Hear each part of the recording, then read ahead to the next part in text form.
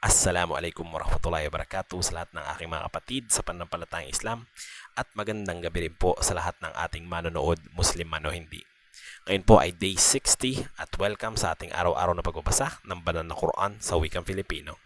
I-click nyo lamang po ang aking profile para sa mga naunang part ng ating pagbabasa.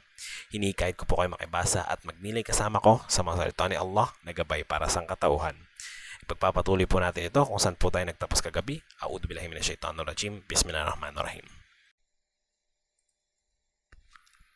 Nang kayo ay ginapi ng antok bilang kapanatagan mula sa kanya at ibiniba niya sa inyo mula sa langit ang ulan upang dalisayin kayo sa pamamagitan nito.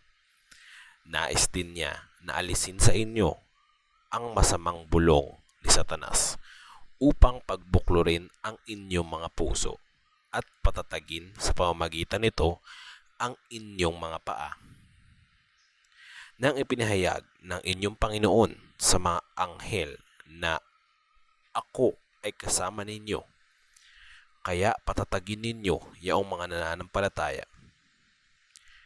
Lalagay ko sa puso ng mga hindi nananampalataya ang takot, kaya tagain ninyo sila sa kanilang mga leeg at tagain ang lahat ng daliri nila sa labanan sa Badr. Ito ay dahil sa sinuwain nila si Allah at ang kanyang sugo. Sino mang sumalungat kay Allah at sa kanyang sugo, tunay na si Allah ay matindi magparusa. Ito ay para sa inyo, kaya tikman ninyo ito. Para sa mga hindi nananampalataya ang parusang apoy.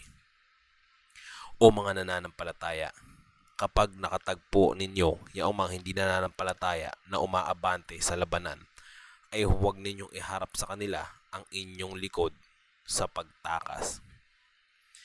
Sino mang tumakas sa kanila sa araw na yaon, di ba na lamang bilang taktika sa paglaban o upang sumama sa iba pang pangkat, ay nagkamit ng galit ni Allah.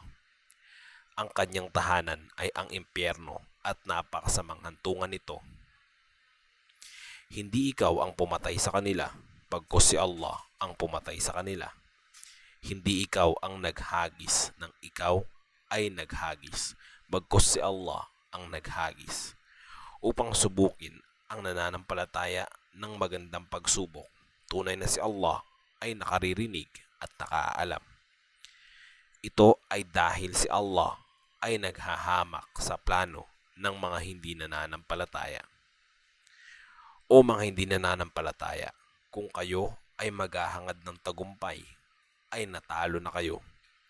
Kung kayo ay titigil sa kaguluhan, ay mainam ito para sa inyo.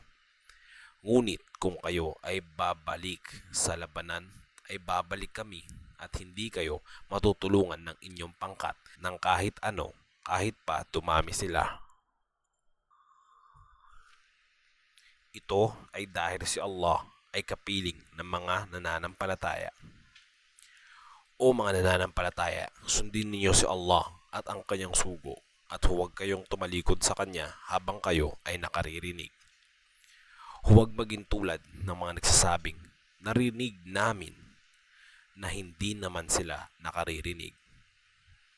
Tunay na ang pinakamasamang nilalang sa paningin ni Allah ay ang mga bingi at pipi na hindi nag-iisip. Kung nalaman lamang ni Allah na may kabutihan sa kanila ay ginawa niya sila ay makarinig. Dulutin man niya na sila ay makarinig, sila ay tatalikod at tatanggi.